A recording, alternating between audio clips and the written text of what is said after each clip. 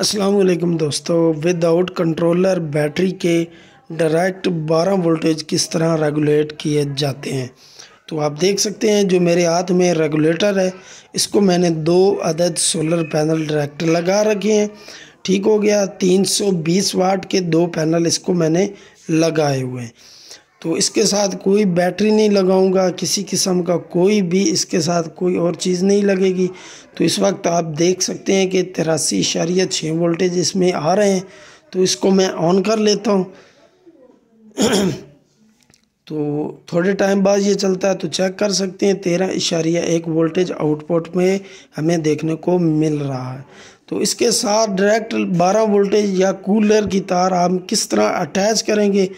तो ये 2 जो कनेक्टर लगे हुए हैं, इसके अंदर ही इसका आउटपुट लोड मिलेगा हमें, जो कि बहुत ज़्यादा डिमांडेड चीज़ है कि कूलर हम डायरेक्ट किस तरह चलाएंगे विदाउट बैटरी कंट्रोलर के। तो आप देख सकते हैं ये कूलर वाली मैंने मोटर लगा रखी है। तो इसको मैं अभी ऑन करता हूँ तो आप चेक करें कि इसकी परफॉर्मेंस किस तरह आपको मिलेगी। तो इसको मैं ऑन कर लेता हूँ। तो ये ऑन हो चुका है।